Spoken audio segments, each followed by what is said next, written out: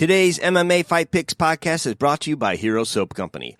Hero Soap is an all-natural soap with no harsh chemicals and are made with essential oils. This means no lab-made synthetic properties that can irritate sensitive skin. This is why you won't find cotton candy or bubblegum scented products, just real, great-smelling soap. Best of all, Hero Soap is USA veteran-owned, and a percentage of the proceeds from your purchase go directly to veterans and first responders. Hero Soap is packaged in a water and dust-proof resealable bag that will repel the harsh elements so you can take it with you hiking, camping, wherever. Each bar of soap is handmade in Phoenix, Arizona. Every ingredient used to make Hero Soap is sourced from companies right here in the USA. Unlike other lifeless natural soaps, there are tons of great-smelling soaps to choose from.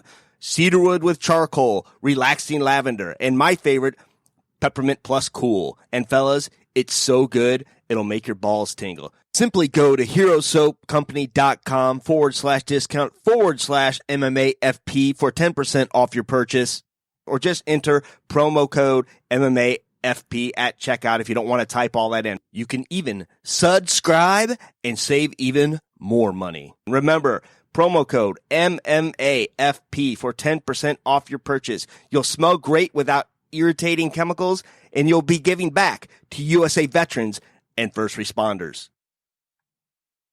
You're listening to the One Man Show Network. Welcome to the MMA Fight Picks Podcast with your host, Aaron Weinbaum. All right. Hey, everyone. Welcome to the MMA Fight Picks Podcast. I am your host, Aaron Weinbaum, and today I will be picking yet another UFC main event. I'm so excited. People are complaining about this card. I don't understand why. What else is going on in the world right now? Nothing. The UFC is bringing it. Of course, there is a mass exodus right now with the UFC, but we'll see. We'll see if that happens. If you are on the Periscope, feel free to come on and say hi and make a comment or two. And I would love to have you in the discussion to help me pick these fights. A lot going on here. John Jones wants to quit. I think Masvidal wants to quit.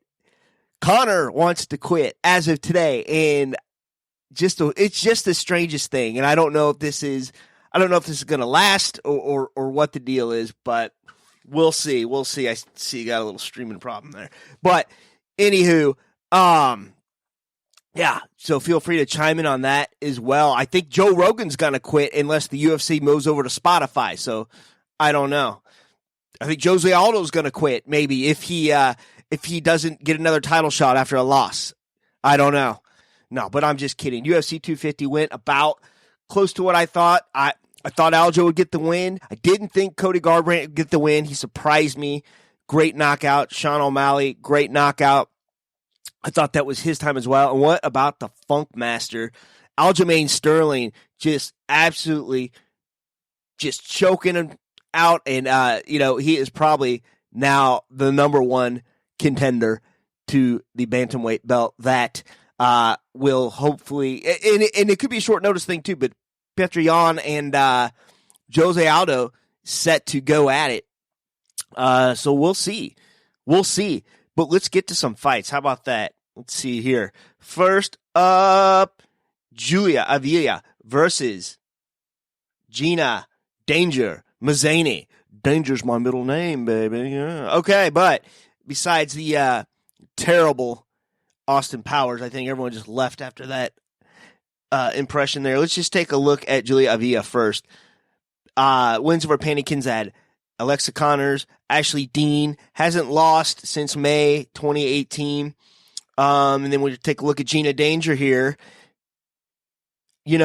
Just beat Valerie Barney, has losses to Macy Chiasson, Lena Landsberg, Wu Yanan. I don't know. This is a tough one to call because, Gina doesn't win against high-profile girls, and you look at Julia, and I don't see that she's fought that many high-profile girls either, except for Pannie. She did get a decision over Pannie, and Pannie's kind of up there in that range. But, I I do like the win streak on Julia, and I think I'm going to pick her to win over Gina. This is not one I would bet on by any means. So we shall see. This is a surprising one for me. Man, these fighters are getting recycled, and they are getting recycled quick. And I'm not complaining. I think it's cool, but you got Charles Rosa.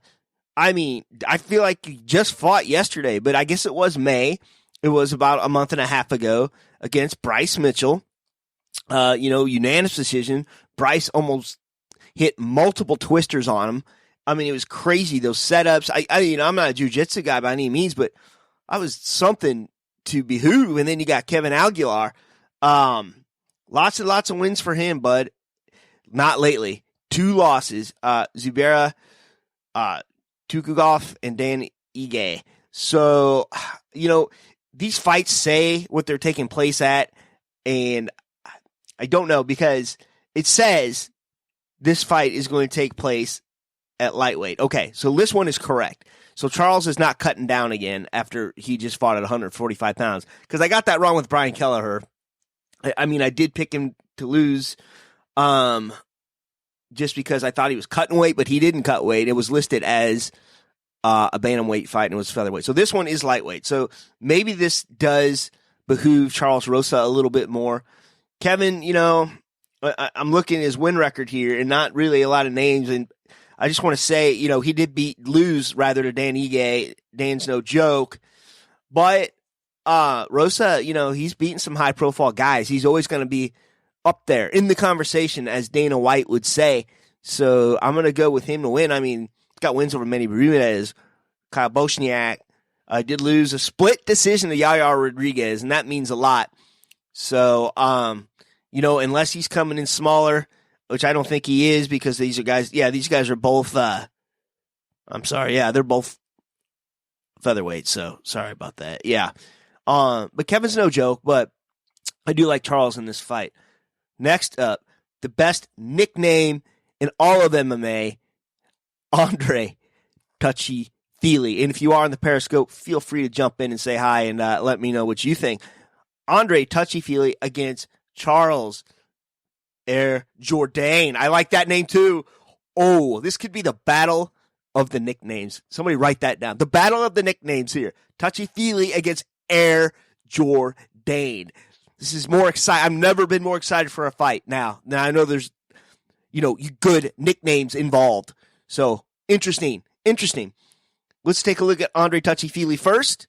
Now this fight is set to take place, according to this, at featherweight. So these guys are fighting at featherweight, which is interesting to me because Air Jourdain fights at lightweight mostly. He is at least listed as a lightweight in Sherdog. He doesn't have a Wikipedia page. I guess maybe they'll get him one if he wins this fight. We'll see. I don't know. Andre Touchy Feely just lost a unanimous decision to Sadiq Youssef. Before that, Shimon Morales, Miles Jury, won against those guys. Does have a split decision loss against Michael Johnson, but that's back in 2018. Let's take a look at Charles Air Jourdain. Did beat Duho Choi, TKO round 2. This was back in December. Has a loss to Desmond Green. We'll see. I don't know what weight cutting is like for these guys right now during a pandemic. It sounds like gyms are opening up. People are getting back in the routines, Shit, look what Aljo did, with Ali Quinta. And, he trained out of Ali Quinta's garage. So really interesting here, but I like Feely in this fight, just, based on his experience, based on his strength of schedule. So, yeah. Oh, I like this one. Marab Davashvili against Ray Borg. This Ray Borg, he's just one of those guys, man. I don't know that he's even in between 125 or 135, or he just can't make weight, or what the deal is, but he does look suited for 135 pounds. I just wish he'd give up on going back down to 125 pounds. Now, this fight is at 135 pounds, but it just focus on being just a bigger 135 pounder. But, who am I? What do I know? Because it looks like he's fighting a similar guy. He just fought Ricky Simone. Gosh, when was that? I'm going to have to look here. It feels like yesterday also, but I guess it was May 13th, so it was it'll be exactly a month, I guess, which is insane. So you got Merab, who's just been a killer, Casey Kenny, Brad Katona, Terrion Ware, gets these grinding decisions. Man, the guy doesn't stop. He is a cardio machine. I mean, insane. I don't think he lost to Ricky Simone. That was a weird stoppage. He did lose by submission, but I thought honestly that guillotine was suspect. I don't think he tapped. It was weird. And then Frankie Sands too, same deal. I thought he beat him. But let's look at Ray Borg. Just lost to Ricky Simone.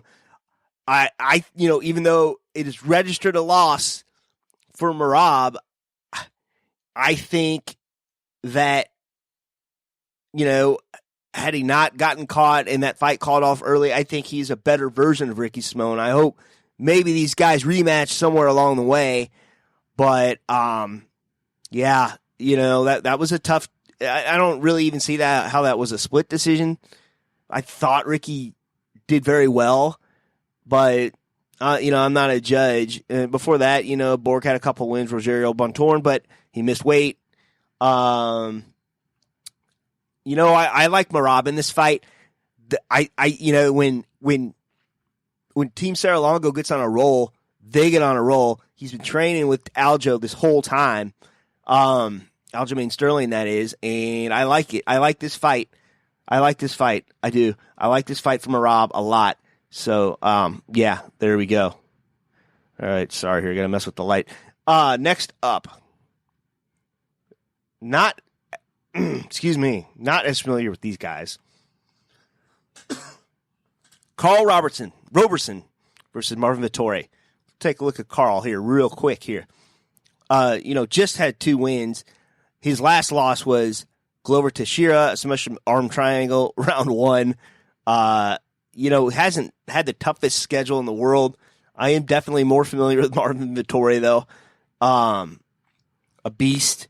This fight is also set at middleweight, so I don't know. I'm trying to see here. I mean, it looks like, I don't know. I don't know if he, no, I think he has been a middleweight most of the time. Okay, so that's not as concerning. Marvin Vettori, though, just beat Andrew Sanchez, just beat Cesar Fiera, does have a split decision loss over Israel Adesanya, and that's a big deal. Israel, of course, being the champion. That was way back in 2018, though. Who knows what Israel would do to him now, but I think I like him in this fight. Especially just 2 wins in a row. Carl, 2 wins in a row also, but I don't know. This is not another one I would not bet on either. But I like it. I like it. Carl Robertson to lose to Marvin Vettori if I was a picking guy, in which I am. I'm picking. Yeah. All right. Next up. This is for the flyweights. Another one here could get Jessica right in title contention. She did miss weight by quite a bit her last fight, and she's not known for doing that, but she weighed closer to bantamweight than she did flyweight. I don't know.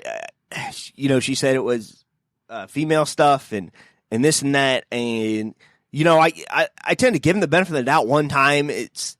I don't know, but we'll see. Jessica just had a decision win against Viviane Araujo. Did, of course, lose to the champ, Valentina Shevchenko, via head kick.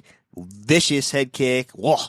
But she's got some wins. I mean, Caitlin Chukagian, who just beat Valentina's sister, Jessica Rose Clark. I mean, gosh, when was the last time she lost before that? I think that was back when she was, fighting a bantamweight. So very interesting here. Now, Cynthia Calvillo, who's moving up, she missed weight at 115 pounds. So this is probably good for Calvillo. But, when you move up, and she has missed weight a few times, but when you move up like that first time, you're not used to the strength, of those bigger bigger opponents. And, you know, Jessica, who's fought all the way up from bantamweight, you know, this is Cynthia fighting now for the first time at flyweight. And, you know, I just tend to think that Jessica, with her experience, you know, will get this fight and get right back in there. So, yeah, that's it. Those are the fights for UFC Vegas 2. That is the hashtag, at least. You know, it's a different one every week, you know, for all these fights. The Apex last week was UFC 250, and then the other one was UFC Apex, and then the way before that was UFC Vegas. I don't know. Anywho, yeah, I like it. We'll see what happens. And if nobody has anything to add on the Periscope, I'm going to say goodbye and shalom. Please remember to support the podcast by visiting the affiliate links on AaronSaysWhat.com.